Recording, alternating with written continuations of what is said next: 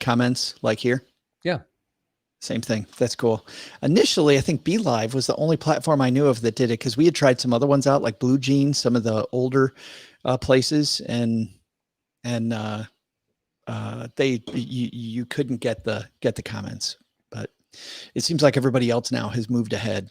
Like, I think people learned that BeLive is not like, people use BeLive and go, "Oh, I can beat that." Yeah. Yeah. That's innovation for you, right? that is innovation. Hey, everybody. Pete the Planner, Peter Dunn, joins me. Pete is outside Indianapolis. I today am in Vermont, and we're going to have some fun creating a couple podcasts. So if you care to, go ahead, whether you're joining us on Facebook or on YouTube, put comments below, and hopefully we can make you part of the discussion today. I did not write down my intros today, Pete, because I've been moving quickly from thing to thing. So we're going to see if I can wing it. Oh my gosh. Yes. Let me see if I can pull up, and I'm a bear of very little brain. A great comic and financial mind like you winging it. I don't see what could go wrong here. Great comic. I like that part. Financial genius, really. Yeah. Do you know how you can tell a financial genius? How's that?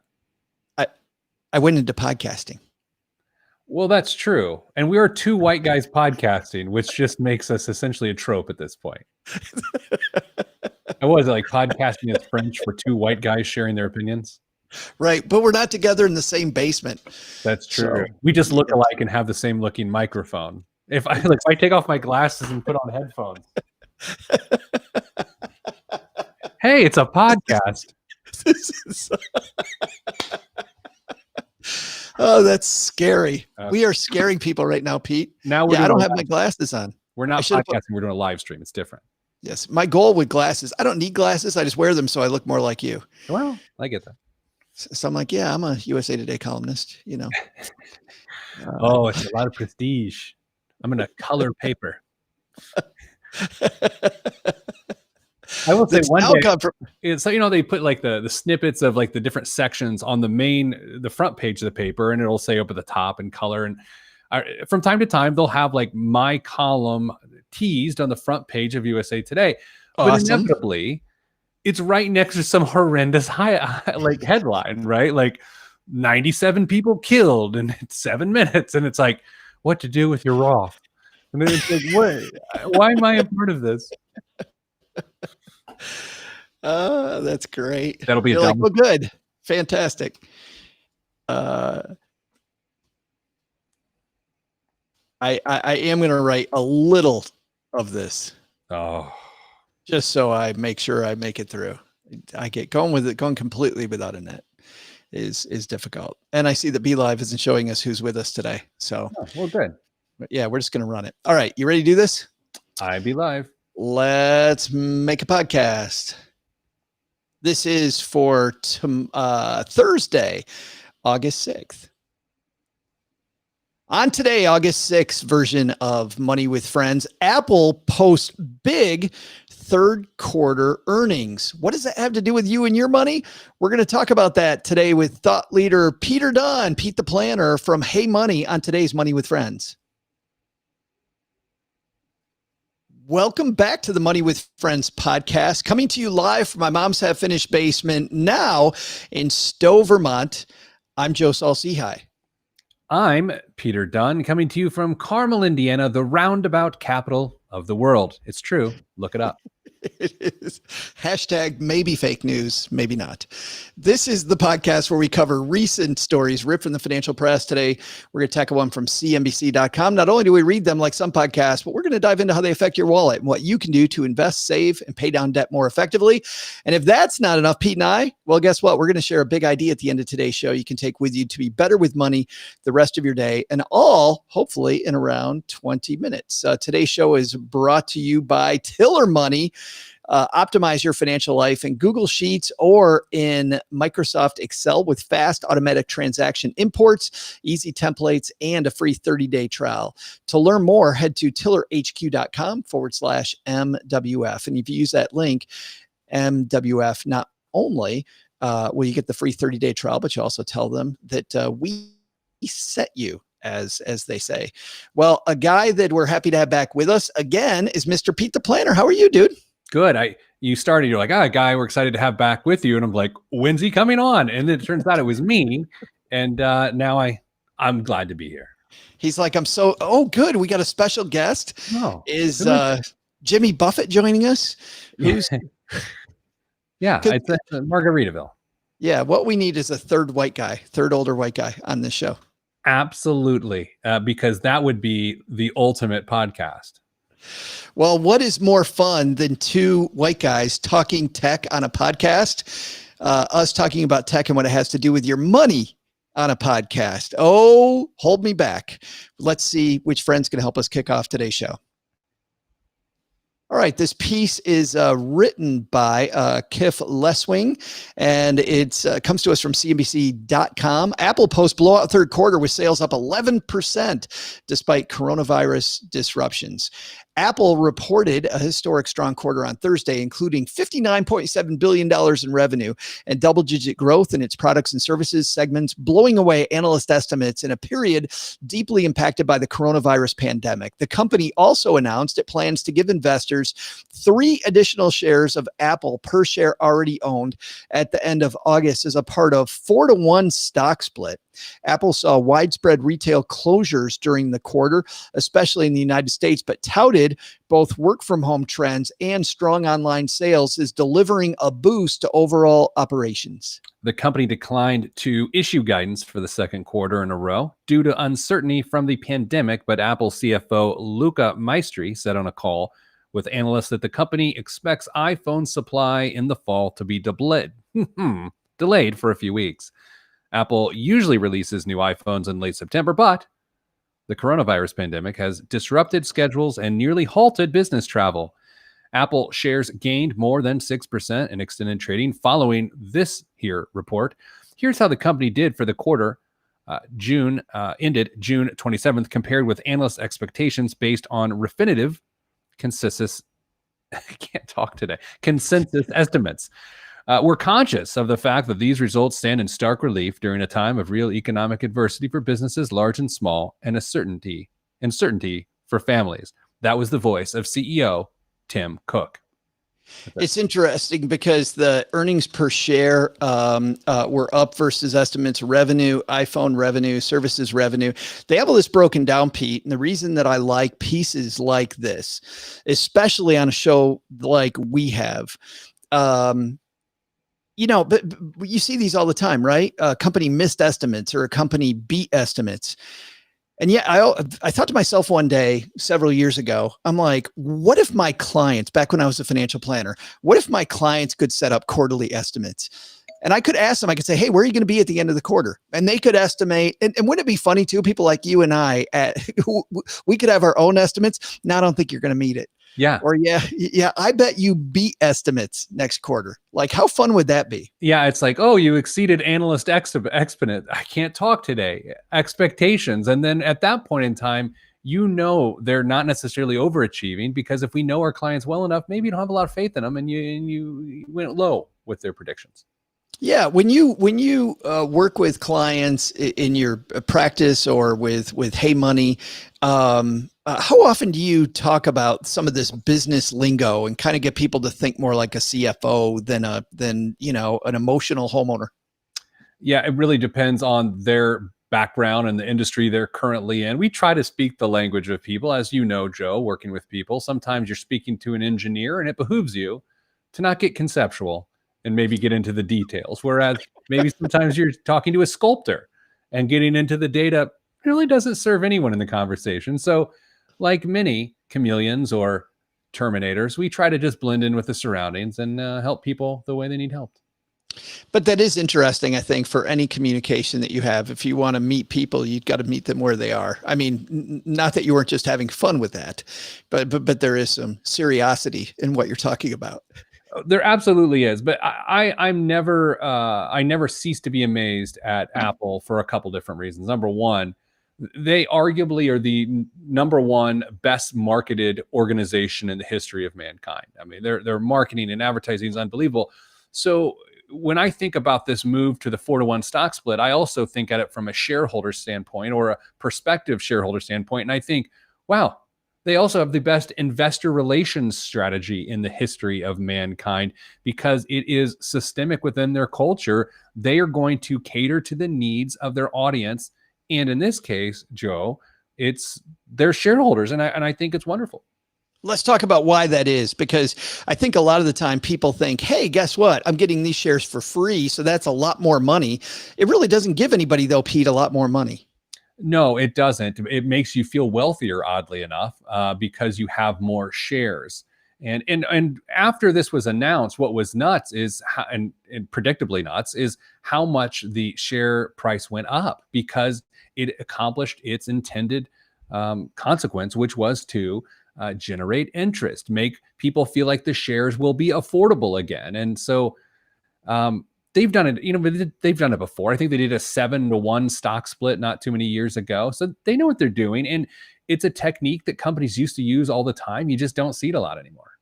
With people now able to buy single share transactions and even buying, partial share transactions, whether it's buying Berkshire Hathaway, and I think the quote yesterday was like $1 bajillion a share, or Tesla shares through the roof, Amazon, whatever it might be.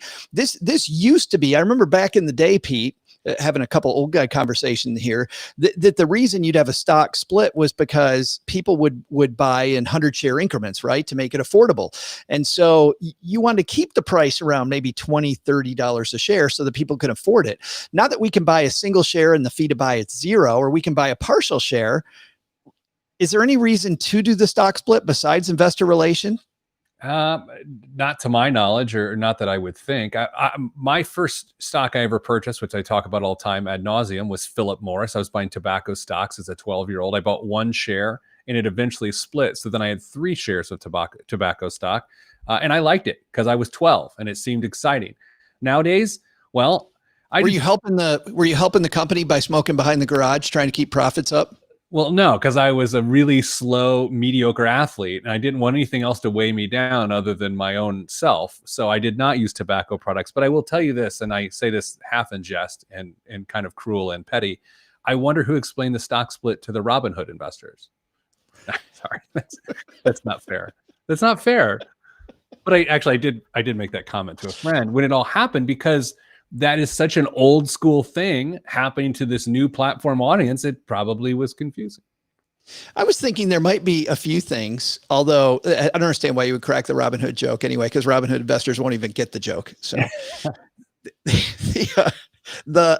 I think that when it comes to this, I can think of maybe a couple of reasons. Maybe when it comes to employee incentives, new employees, as Apple's growing and they give them stock. I mean, now they don't have to put out as big an outlay, so they can use this as employee motivation, but be a little bit more off the hook for giving up a lot of money. I don't know. A second thing is maybe when they do acquisitions, being able to split up the share price so they can be a little more granular with if they buy new companies using stock to buy it. Potentially. I mean, maybe they don't like the vibe of, potentially reaching a 4-digit stock price. I mean, which would happen over time. I mean, some people don't like the feel of Amazon or Google or these giant price stocks. They like the more boutique feel, a boutique feel, like the highest valued company in the world, like Apple. Yeah, we do this show live with our friends on Facebook and on YouTube. Rockstar on YouTube, by the way, said, boom, roasted Robinhood users. Yes, you were. Rebecca says, interesting discussion on Facebook recently explaining stock splits. So much misinformation. I totally agree with that, Rebecca. Don't you, Pete? I see all the time people think that they're going to have more money because of this stock split. Yeah, it will not change your financial standing unless the popularity of that stock increases alongside of it. I tend to gather a lot of misinformation from Facebook, primarily from people who did not do well in my 7th grade world history course. They tend to know a lot now, and I think it's great, and I learn a lot from them. And so I think that should be the same with investing too. I don't know that I can continue with the show. You got to stop. Let's talk about personal finance in this back to that analogy, because there's a few things in here I think that are important. Because if I look at this company, Apple, Pete, and I look at what they do, and I think about, okay, how can I apply some of this to my own personal situation? I look at a few things. Number one, they have this split down between all the different income streams that they have, right?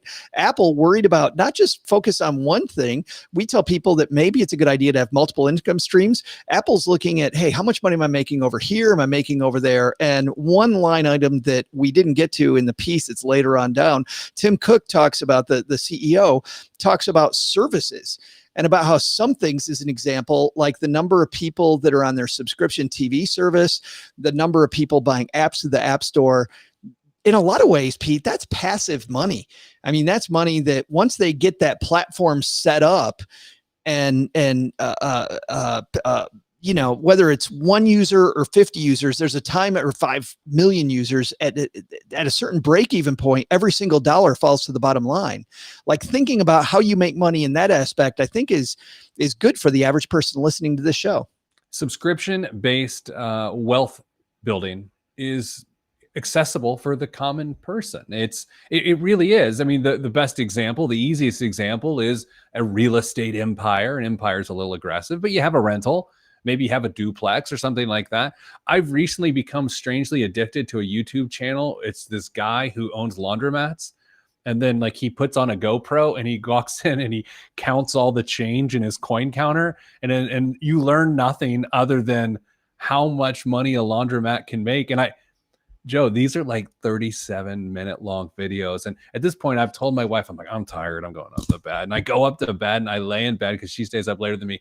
And I'm watching this not in great shape fella, not with a great broadcasting voice, not with a great camera setup, just counting money at an Ohio laundromat. And it's my favorite thing in my life. I wonder about you more every single episode we make of this show. I'll send you a link. It is mesmerizing. The other day, he was doing it and he's like, I have a Coke machine outside my laundromat. It holds 850 cans of Coke. This is real. That's a real number. Then he's got this game, like this coin shover thing that he uses because it allows him to bring people in, but then they use the bill changer and then he gets more. Anyway, to your point, this is exactly what Apple does. Yeah. Multiple streams of income. One person comes in. I mean, think about that laundromat. That's so great. They come in, they put money in the machine. Once he's installed the machine, he only has to make X amount of money. And then it's basic maintenance, I would imagine, right? Until the machine wears out. So your cost is limited. And then every dollar after that falls to the bottom line. But while they're waiting, installing the Coke machine, the money changer, if he's skimming and don't know about that, additional services like a laundromat that I used to use back in the day, that one also had the laundromat, where I could take my suits over there and have somebody do that. So I had associated other services there. Video games, sure. Little light massage. I don't know if that's true or not. It seemed like it fit there, but it really is no different than what Apple does. All their products are completely integrated. I always think about like the great integrations of all time, and I think there are two. There's Apple, right? Because your phone to your computer to your TV to the app stores and how they impact your life. I think about some of the apps on my phone, which I would not have without Apple, and how much they mean to me and to my own physical fitness. And then I think of another organization. I think of, the franchise Toy Story. I've always felt that is the most genius concept of all time, where you have a movie about toys. Oh, and then by the way, you can go buy the toys, which I think is and as it proves with the box office, it's the most genius marketing thing of all time, because then you are in the movie. And now I sound like an old guy rambling on about a movie I saw like 17 years ago. Susan hanging out here says that I have a dream of a luxury laundromat, coffee bar, etc. Susan, you should make one. You should just go make it. Although, at some point when you start offering some of those services, it ends up being not where it falls to the bottom line, right? I mean, this idea that if I could have a podcast where somebody could just stand in and do the whole thing for me, then it would be like, why didn't you and I think about that? That's true. We need a digital laundromat. Oh, that's like, isn't that the name of like some marketing firm in Albuquerque? Come to us at Digital Laundromat. And they're like, poof, poof, poof, poof, poof. We'll do your social hub, blogging, vlogging. You know what I mean? You could see the absolutely horrible like 50s lettering for that. We got the marketing scheme that we should do it. Yeah. The thing about the laundromat that works is right. You hire some person at minimum wage who just sits there. It's the only employee, and they just make sure that people don't ride the laundry machines, right? That's all they have to do. No offense to anybody. And then you just stack all the money. Whereas a luxury event or a luxury thing, you get more people involved, you get more services, your payroll grows. I mean, the simplest business in the world's a laundromat, and that's why I'm addicted to that channel. You know, you were talking about some people on social media lately, proving how intelligent they are. Some of the intelligent arguments I've seen lately have been people, to use our friend Jordan Harbinger's word, stank. I remember he talking about, you know, somebody achieves something or does something and somebody throws, quote, stank all over it. Yeah. But I've seen people throw a lot of stank in the way of Apple or Amazon or Microsoft saying, oh, look at them all profiting while everybody else is hurting. Well, wait a minute. These guys had the foresight to create a business that would weather this storm, right? And whether you agree or disagree with what they make, they thought ahead of time about having a business with a good business continuity plan. And I feel like a lot of the time people are in an industry, and it's okay being in a seasonal industry or being in an industry that's cyclical or whatever it might be. But Pete, not thinking about the shelf life of that industry and when that industry is going to end or when my job might go away, I think is a big mistake to not prep for that. I absolutely think so. And you brought up putting stank on a person's name. It made me think what's happening with The Rock this week, who bought the XFL for $15 million. People are hating on that idea. But Joe, to this point that you've been making this entire podcast is he's diversifying his income streams and his business interests, because not only is he one of the world's biggest movie stars, but he also is a business person with multiple interests, TV shows, movies, all these sorts of things. But also it's like, if Dwayne The Rock Johnson, and yes, I call him Dwayne because we're that close, if he wants to spend $15 million of his and other people's money because he has investors on it, what do I know? I'm guessing he's done the research and understands the risk more than some loser like me sitting at home as a keyboard warrior going, oh, the XFL's failed twice, they'll fail a third time. Rock. Like, people love to hate on successful people, whether it's Jeff Bezos or Dwayne The Rock Johnson, who, the reason I bring this up, because I look at you here in this camera in the monitor, I was like, you're a spitting image. Yeah, we do. Well, I'm ripped a little more than him, and I feel a little bad for him not being able to bring it like I can. Hey, in just a minute, Pete and I were going to have our takeaways from today's piece, and I'm sure Pete's is going to be way bigger and better than mine. Easy for me to say. But while we let Pete dream up the best way to end this podcast, let's talk a little bit about Tiller Money, because Tiller is what I use to manage my money. What I like most about it is that my spreadsheet updates every day by itself without me doing anything. All that I have to do then is decide where they go. And what's cool is that Cheryl and I have a weekly meeting. It's very short. It's over either pancakes or wine, depending on what day it is and what time of day it is. And when we have that meeting, we just go through our Tiller stuff and keep it really easy. You know, Tiller, Pete was talking earlier about some people who are engineers. You can have a phenomenal spreadsheet with all kinds of stuff, or you can be more like the artist that he was talking about, which is more my brand of spreadsheet, where I just keep it simple. I know my basic line items and I can move very quickly doing a lot of different things. So no matter how you like your data, the cool thing about Tiller is that you get the data the way you want because it's all spreadsheet based. And now with Microsoft Money being reintegrated by Excel, it makes it pretty exciting for those of us old timers, Pete, that used to live on Microsoft Money. Remember those days? Oh, and the number of people. Yes, I remember getting the new CD-ROM every year so I could update my Microsoft. I loved Microsoft Money back in the day. Financial nerds just crying when that went away. So to get a free month and to check it out, head to tillerhq.com, put in a /MWF to tell them that we sent you, tillerhq.com /MWF. Pete, this big Apple quarter, what's our takeaway here? I think a diverse stream of revenue, whether it's an organization such as Apple, the highest valued organization in the world, or your own household. You and your old man sitting in your household every month say, where's this money coming in? Let's take a look in the next few months and see what's going to happen. I think it's a lot of, that's my takeaway, Joe. I stole your takeaway because that's what you taught me. So therefore, your takeaway is going to be something I taught you, so you might not have one. I love the fact that you preempt me. That's fantastic. Yeah. But I do like that, Pete. I don't think we do it enough as people. I think we don't compare ourselves to companies enough. I think too often when I used to be in the business, Pete, that you're in, meeting with people and talking about their money, I would find that too many people who were incredibly smart people would do a great job at work managing the assets of a company that they get paid a fixed amount for. And then when they would come home to their own house where they have blue sky potential and they get all emotional and make horrible decisions. It's like we wasted all our great brain cells making somebody else money. So thinking as yourself is a business. What are my quarterly estimates going to be for the next quarter? Am I going to come in ahead or behind? What's my strategy to get there? And how am I going to protect my downside?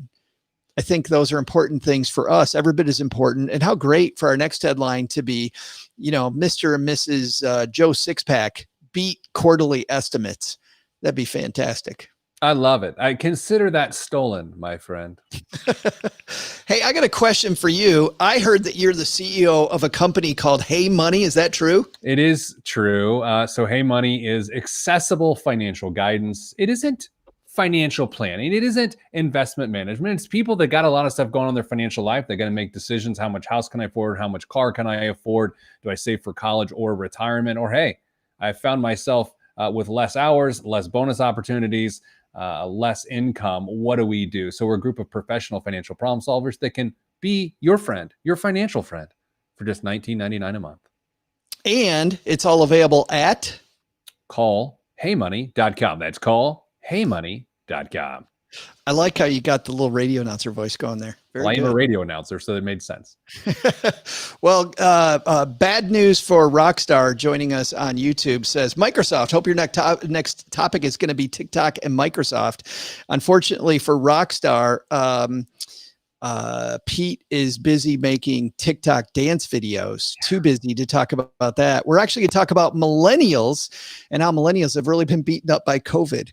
And before he really starts dancing, we'll sign off. He's Pete. I'm Joe. We'll see you back here again tomorrow on Money with Friends. Bye-bye. All right.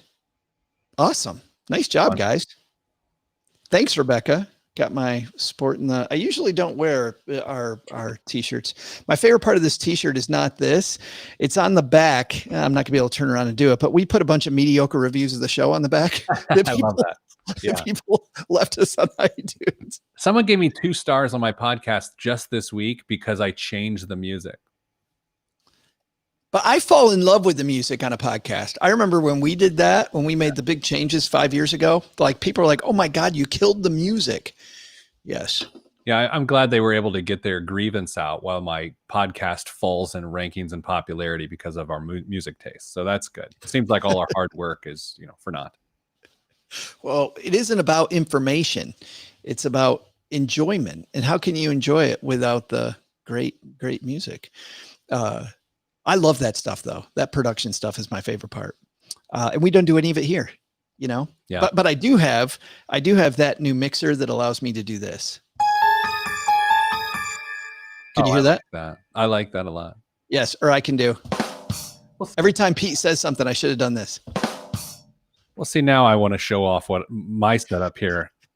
I gotta, I'll figure it out. And before we start the next segment, I will have it on here. Okay. Or Pete says something that he thinks is funny, but really isn't. I'm used to that too. That's what I get at home. Do you get that at home? Yeah. I say something I think is brilliant and Cheryl gives me the, yeah, not good. All right. Adrian, I think there's a couple companies out there. Pick up your laundry, clean, dry and fold, and deliver it back to your door. Some offer dry clean too. But see, Adrian, here's the thing. That is all service, right? There's and it's not that I think what Pete was talking about was the scalability of a laundromat, right? You put in, Pete, 20 machines or 50 machines. Once you get past that fixed initial cost, I mean, it just continues to make more money without more input.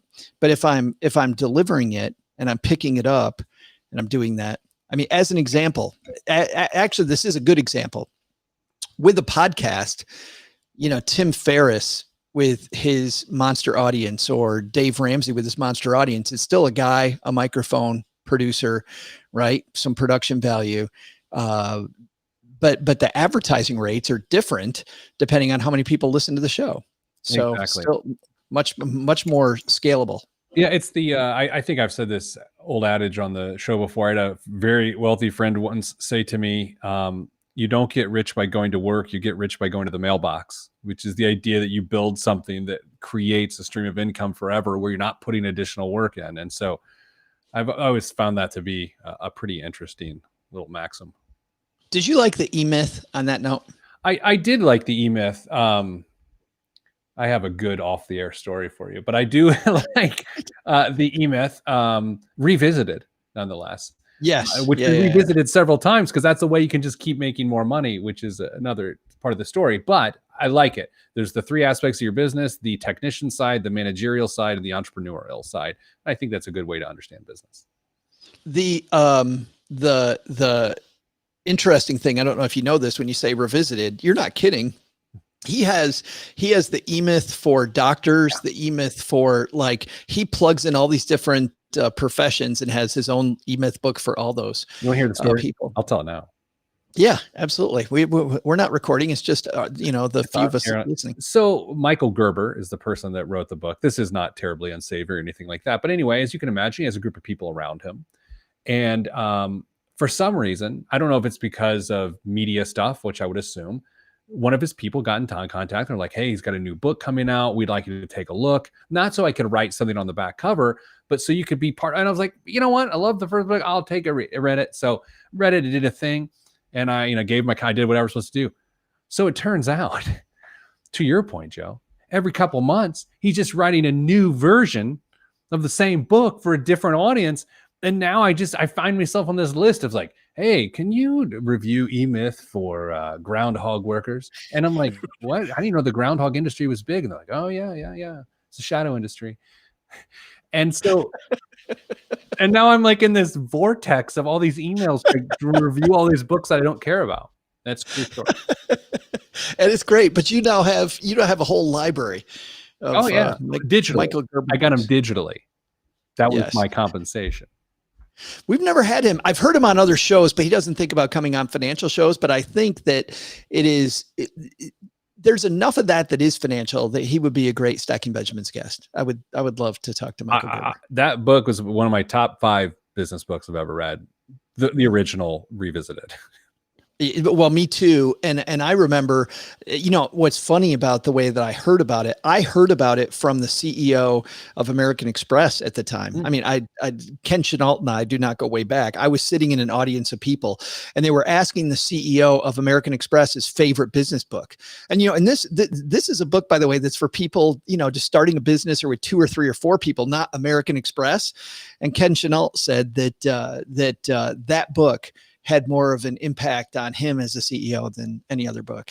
And because I think it's all about, setting up the process of running an effective business. I remember reading headlines that he loved that book and he said that he would not leave home without it. I'm sorry. How old did that joke get working at American Express? Wait a minute. Hold on. I missed. There we go. Or should I have gone? See, now I'm going to play with it. The second one seems insincere. This one? Yeah, I hate that. So you're going to do it a lot now. Now that I know, I'm like, I am the oldest, but I should have been the youngest because I would just poke my big brother. All right. I think Pete is my big brother. I delivered dry cleaning to millionaires and billionaires for 5 years to support my wife during undergrad and grad school. Wow. Awesome. Eric, how are you, man? Eric had a nice party for us while we were right at then. We had the socially distanced party as I was leaving Detroit. Paula Panch was visiting town, and I was leaving, I think, the next day. And he was nice enough to have a nice party. So it was very nice. While I'm setting this up, Pete, we can ask Eric's question. Do you think the pandemic will ultimately hurt or increase the number of entrepreneurs? I have an opinion here. The word ultimately is the key to this. I think it will help. Currently, it's slaughtering them, but I think in the end, it will help a new season of entrepreneurs. You, Joe? Yeah, no, I totally agree. I think that you look historically at any time there was an economic downturn and people lost their job, people either go back to work or they go, you know what, I think I can do this better myself. And so you see, like as an example, in the mid, IBM went through a lot of layoffs in the 90s as they were changing to more of a service company and getting rid of a lot of their PC, business. And when they did that, you saw in the I remember somebody did a study around 2004, 2005 about the number of big financial or technology companies that were these up and coming companies. And they were almost every single one of them, it felt like, was run by a former IBM person. Yeah. Spurred on a lot of people. I also think the Great Recession created the gig economy, right? It's like you come out of a lot of damage and you're like, okay, I need multiple streams of income, as heard on Money with Friends. Let's make another podcast. You want to do one more? Si, senor. All right. Let me do this. See if I can do this without a net. Funicello. Here we go. This is for August 5, 6, 7. August 7th already. On today's Money with Friends, it turns out that there are two groups twice as likely as their parents to say COVID-19 upended their financial security. Who are they? I might have given it away a little bit, but we'll talk about it with thought leader Peter Dunn, Pete the Planner, on today's Money with Friends.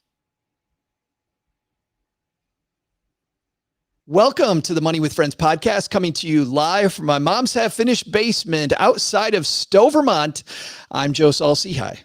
Coming to you from Hamilton County, Indiana, what people say when they don't want to say they're in the proper Carmel, Indiana. I'm the CEO of HeyMoney, Pete the Planner. Why do whenever I hear Carmel, Indiana, I just think delicious. First thing I think. It's tawny. Or does it? How do you say it? I always say Tawny. Was it Tony? Is that how they say it's like a snobbish small town? Tony? Yeah, I think it's Tony, but I don't know. But I do know this, Pete, that this is the podcast where we cover recent stories ripped from the financial press. Today, we're doing one from CNBC's Make It blog. Not only do we read them like some podcasts do, but we also dive into how they affect your wallet, what you can do to invest, save, and pay down debt more effectively. And if that's not enough, Pete and I, we're going to share a big idea at the end of today's show you can take with you to be better with money the rest of your day and hopefully around 20 minutes. Today's show is brought to you by NordPass. We lock the passwords. You hold the key. With NordPass, store your passwords in the cloud, access them from your desktop, mobile, or your favorite browser, all encrypted on your device for your eyes only. You'll get up to 50% off and a 30-day money-back guarantee if you use our link at nordpass.com/MWF. That's nordpass.com/MWF. And a guy picking the lock on this podcast, back for more after yesterday. It's our friend Pete the Planner. How are you, man? Ever tell you about one of my strange YouTube addictions? It was this lock picking lawyer on YouTube.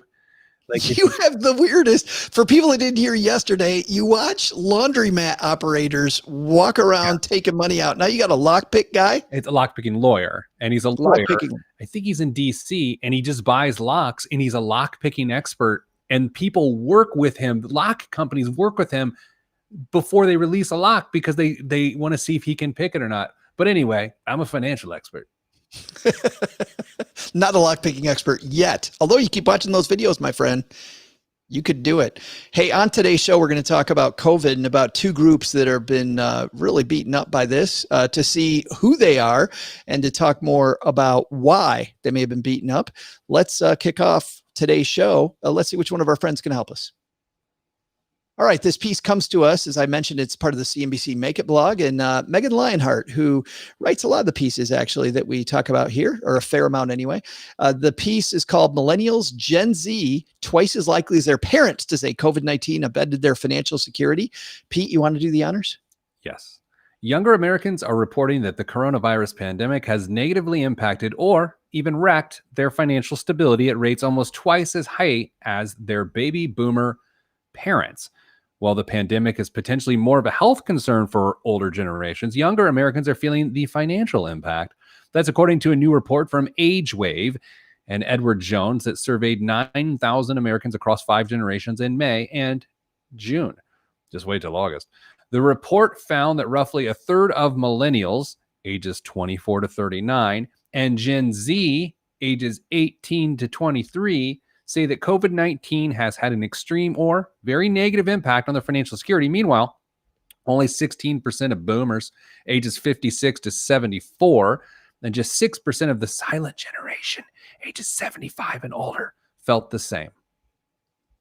Additionally, younger generations were more apt to report they've also suffered a mental decline during the pandemic. Started in March, the survey found about 37% of Gen Zers and about 27% of millennials say COVID-19 has negatively impacted their mental health, compared to 15% of baby boomers and just 8% of the silent generation. There are a lot of young people that are kind of running around pulling their hair out right now, says Ken Dykewalt, psychologist and founder and CEO of AgeWave. Meanwhile, older generations reported having fortitude, Dykewald says. The piece goes on to talk about older generations being more resilient, but I think that might be a little outside of our discussion here. But Pete, it looks like, almost like I remember coming out of 2007, 2008, that millennials really beaten up just as they're getting out of college. Jobs go away, housing sucks, parents losing their houses. We're getting the same thing now for another generation of people. In fact, my USA Today column last week, a different column this week, was about a new college grad that doesn't have a job because they entered the workforce during unprecedented financial times and is living at home with mom and dad. Student loans are coming due and the grace period ends in January. So yeah, it truly is like that 2009, spring of 2009 all over again, Joe, as a new generation starts in the hole. I feel for people that are just starting to feel secure in their job, right? Millennials, which many of which started off, as we said, in a period where they have very few jobs available. They managed to get one, or they go back to school. This is even worse, right? They go back to school, Pete.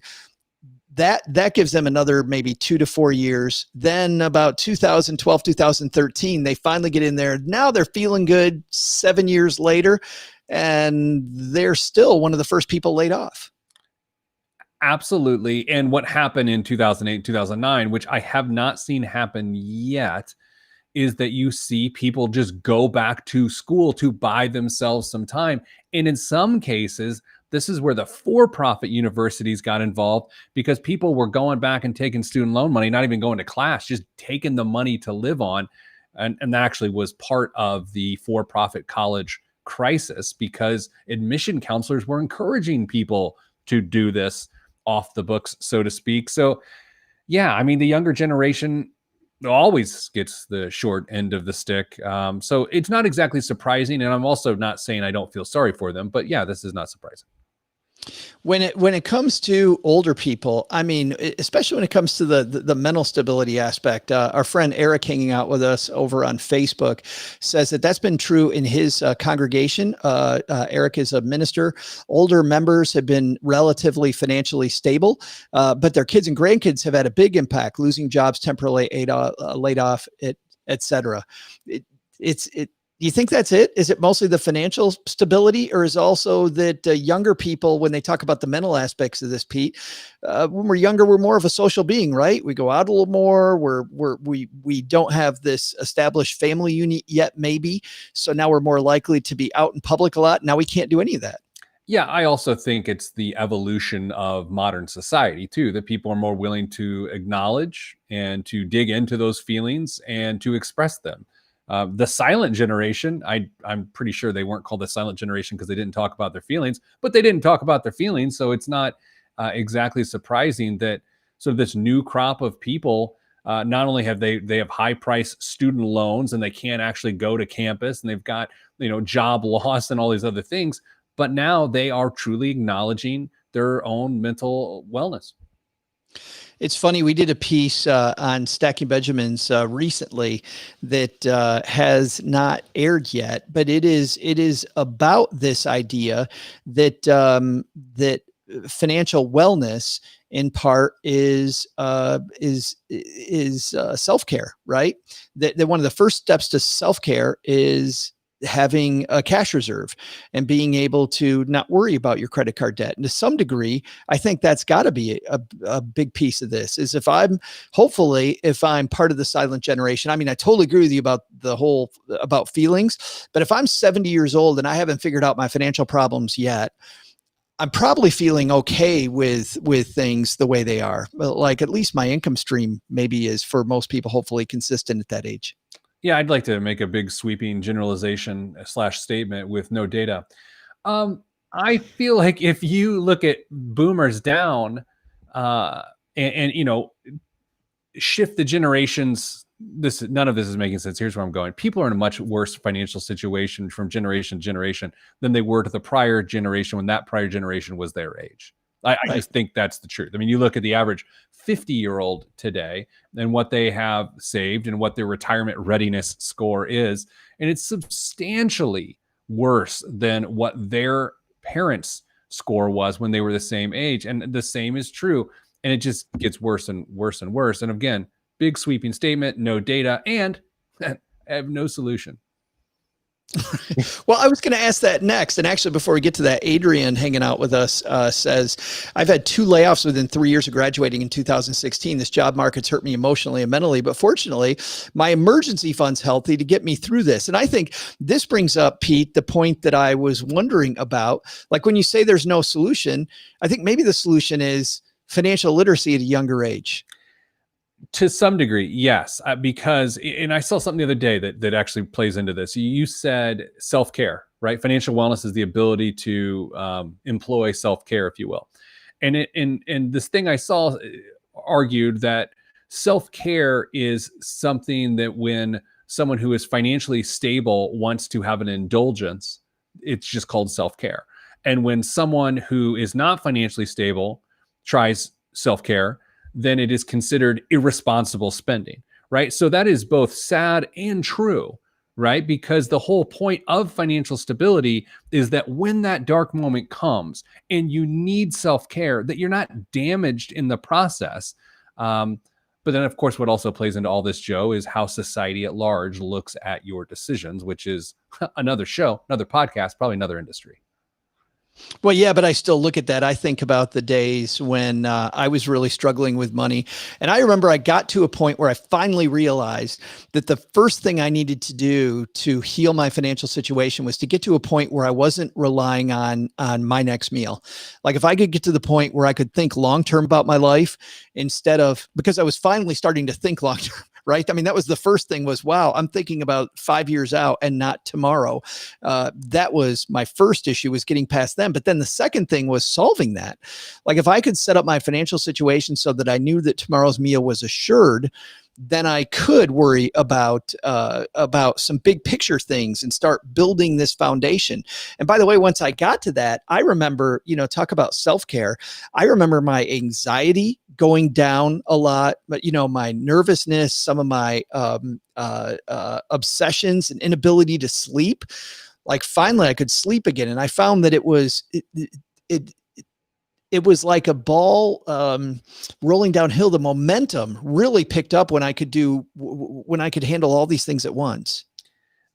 Absolutely. Our tagline at our organization is "Make tomorrow easier." Right. And as soon as you get opportunity and you use that to make tomorrow easier, as opposed to make today better, then I think that's where you cross the good part of the line, where you're saying, okay, well, I'm going to value stability. I'm going to value wellness, which will then allow me to extend into that self-care.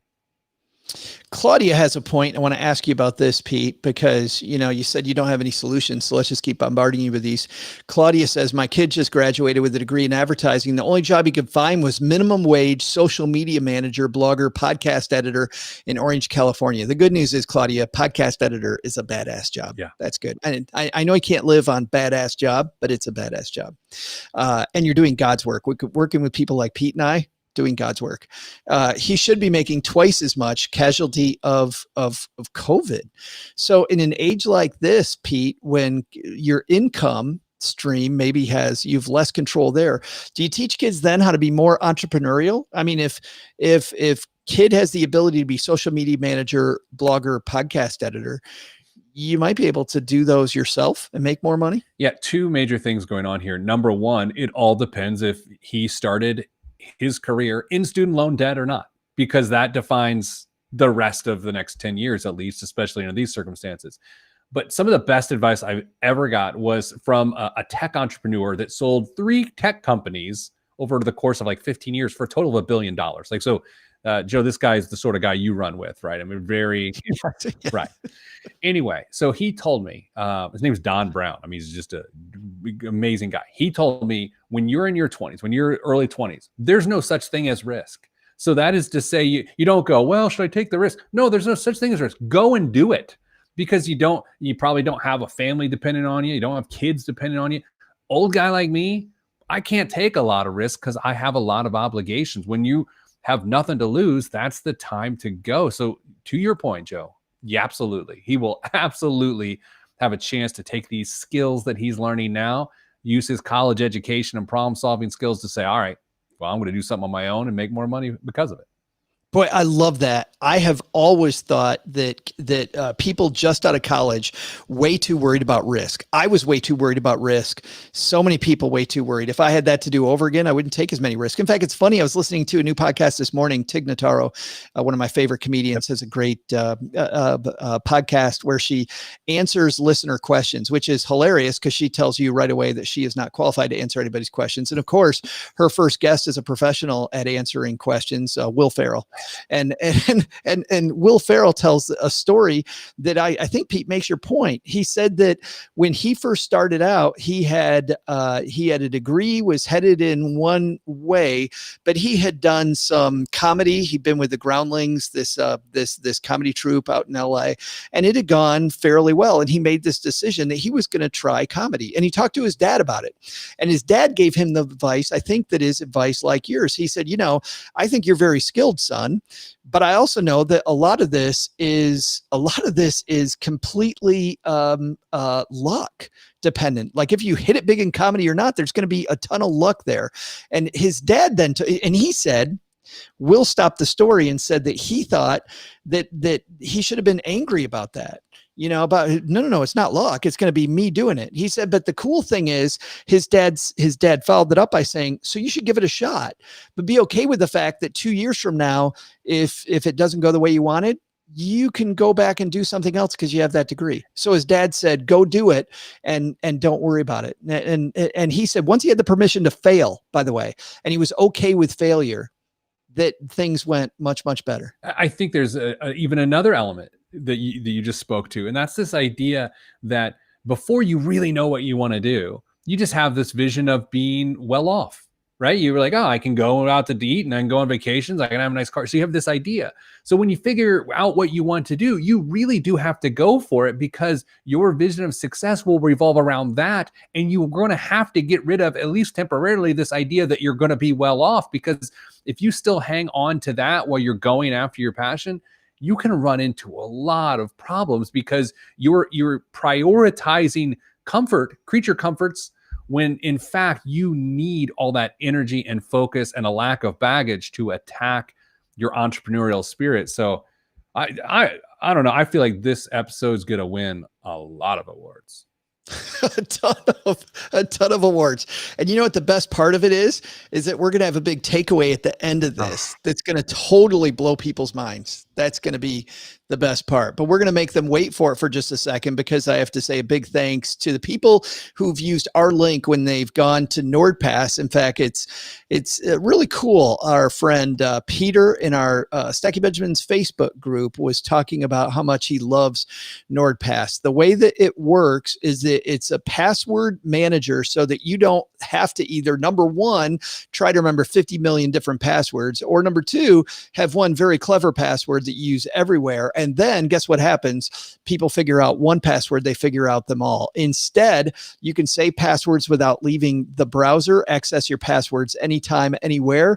You save time, you focus on what matters. What's cool is you can log in fast. And the cool thing about NordPass, I have no idea what my password is, because NordPass creates this hard to remember password. What's fun about that, Pete, by the way, is that I saw a password as I was creating one yesterday through NordPass. The number of ampersands and exclamation points and underlines and all this crazy stuff that I would never even remember is fantastic. But anyway, Cheryl and I also know, and you know this, Pete, from working with couples, is that generally if something happens to one person, the other person doesn't know where everything is. It does not know. We have all of our information in one place at NordPass. It's all secure. You can check it out at nordpass.com/MWF. They also give you a nice discount and 30 days free if you use our link, nordpass.com/MWF, and finally get your passwords organized.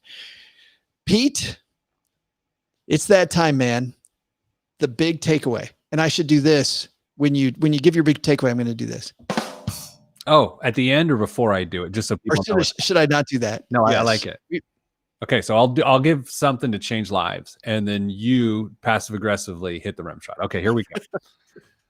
I think the takeaway here is the takeaway way I brought to it. It's the idea that if you're struggling and you're in late teens to late 20s, you kind of are forced to redefine what your priorities are. And that's not condescending, like, oh, go find a new career. Like maybe someone from the White House has said recently, it's part of this experience is that you're going to have to adjust your goals, because we're seeing way too many people with college degrees being forced back into the labor market, making minimum wage. And so I think if you get too hung up on what you used to think it used to be, or your life should be, you're going to be struggling from a mental wellness standpoint. So, Joe, that's a really uplifting thing. How would you throw the rim shot on that? I wish I had a. I got to see. What's music? This one? We've done it. I should not have. That was brilliant. I actually thought that was great. I got to stop playing around with these. But my takeaway is that whole discussion around risk. I feel like we spend too much time thinking about risk, and we don't spend enough time thinking about the blue sky over our head. And I really feel like, and I'm not going to get the Michelangelo quote completely correct, but he said something to the tune of, Pete, something like, the question isn't about setting our goals too high and not reaching them. It's setting them too low and easily reaching them. I think if we set our goals and we set our sights higher and we only achieve 90% of it, oh, that stinks. That's absolutely horrible. Getting 90% of far more than we ever would have dreamed. And I think the best time, and I really like the fact that you mentioned this earlier, the best time to think about that is before you're encumbered. And I found that most of my entrepreneurial aspirations, most of my entrepreneurial stuff, I was married with twins, young dad, trying to help support 4 people. And it's not the best time to start out. There's never a wonderful time to start out, but I would say that was suboptimal. Can I change my big takeaway to, I loved when you quoted a Teenage Mutant Ninja Turtle? Can I change mine to that? Yeah, Michelangelo, he was the smart one. He had the orange mask. He was wearing a mask back then. Mask up like TMNT. Of course, their masks were over their eyes, not their mouths and nose. Never mind, everybody. Good. Well, isn't the way it looks when you walk into Walmart anyway? Let's be real. That's true. It's like everybody's wearing the mask everywhere except where it needs to be. All right, enough on that. Pete, I heard you have this company called HeyMoney. That's right, Joe. No, so We think financial problem solving is a skill. And we think if you take really smart certified financial planners and accredited financial counselors, and instead of making them try to sell people things and do all sorts of things to generate revenue, what if you just took those brains and had them solve people's financial problems for $19.99 a month? That's what HeyMoney is. So if you go to callheymoney.com, then what you can do is you can form a relationship with a genius who will help solve whatever you're dealing with financially. That's callheymoney.com.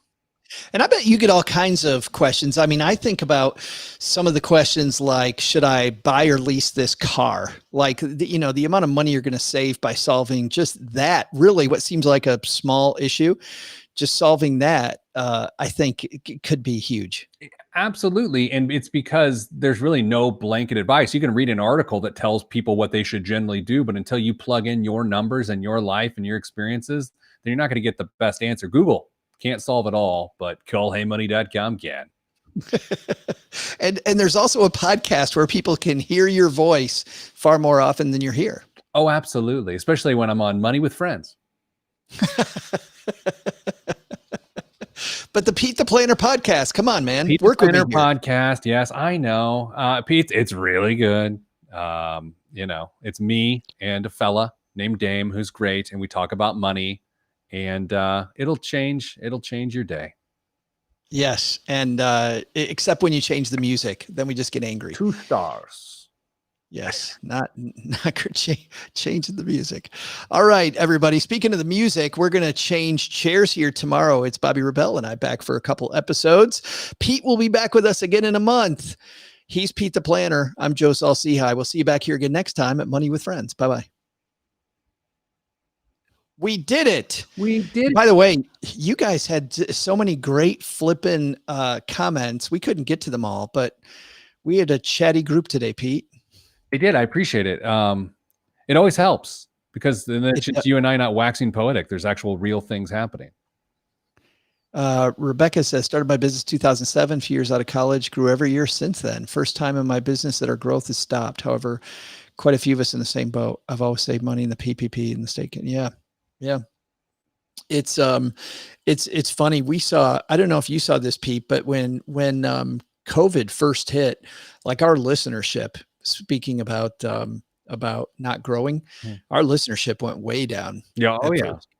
Well, I think people, sometimes you use podcasts and movies and everything else to get away. The last thing you want to talk about or listen to is the stuff that's stressing you out the most. It's like trying to watch Contagion a week into the pandemic. It doesn't make sense.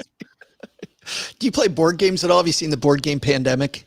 I have not seen that game. Have you played? It actually is a really good game. Everybody's on the same team, and the game continually makes the pandemic, sprout from these cities, and you're trying to solve it. And it's really cool because you sit around the table going, okay, Pete, why don't you go to Berlin and you and your team will solve that. And I'm going to go over here to Japan and I'll solve this one. And so you kind of try to divide and conquer as the pandemic continues to spread. And I have a friend that doesn't like it. He's a physician and he's like, this is a game that starts off depressing and just goes downhill from there. Yeah. So, and there are games when you're just going to lose, but it is an odd time to be playing Pandemic. Does anyone win in a pandemic other than plexiglass makers? Mask makers. I don't know. I was just reading a great piece, by the way, maybe it was Esquire, talking about, these alcohol companies that initially came out of the woodwork and they were making all the hand sanitizer, right? And once companies like Perel that do it really well, up their game, this one hand sanitizer, they make bourbon, I think. They've got tons of hand sanitizer now that they can't sell. Just because, because they don't have the distribution that Purell has to, have a competitive product. So that stings. That was a joke, hand sanitizer. Have you had some of those great scented hand sanitizers? The one that we have that we're finishing, that's from one of those places. It was from an apple cider place. Ooh. And it's apple flavored. My hands smelled delicious after I sanitize. I would let you touch my face if that were the case. We could go. That got awkward in a hurry. All right. Awesome, people. This reminds me of the girl my freshman year floor who said her parents' slogan was "C's get degrees." And I, as an A and B student, said that would not fly with my mom. She knows what I'm capable of. Some degrees have employers look at transcripts. I remember when I was getting my Series 7, which is the, for people that don't know, Series 7, it's a license to trade securities. And I remember my instructor on this course I took that said, what was the bottom of the Series 7? A 70? 70. Yeah. He said, if you score more than a 70, you study too hard. Because there is no B, there is no A. Like if you get a 90, you mess this up. I definitely got higher than 70 the second time I took it. It was hard. It was hard. I was a college kid when I took it, and I was not ready for it, but I think I just missed it. I got to tell you, some of us only took it once, but when I took it, I remember, I don't know if you remember this, but you hit the submit button when you were done. Oh yeah. And that thing would spin. And I'm like, my whole life is revolving around what this says when this thing stops spinning. And I swear to God, it spun for 45 minutes. I mean, it was more like 30 seconds. I'm getting sick to my stomach thinking about it, because I remember it spun and then it said like fail or did not pass. And I had to drive 2 hours back to campus and tell my fiance, who I was marrying a month and a half later, who's now my wife. Oh my God. I had to tell her, who was a straight A student. She's like, Madam cum laude. And I had to tell her I failed. It was the worst. Anyway, thanks for bringing this up. I'm going to go have some hand sanitizer. And she still married you. Yeah. So the joke's on her. Oh yeah. Yeah. I mean, look, here's the thing. She looks the same because I put her through nothing. I look like this. She's put me through hell. I like what one more here. Adrian says, how scary these times are. I'm starting to delve into horror books. After all, it's scary. Now find something more terrifying. Like, why would you do that to yourself, Adrian? Hey, guess what? I'm not afraid enough already. Let's go make it worse. All right, guys. Thanks for hanging out with Pete and I. We'll see you guys next time. Bye-bye.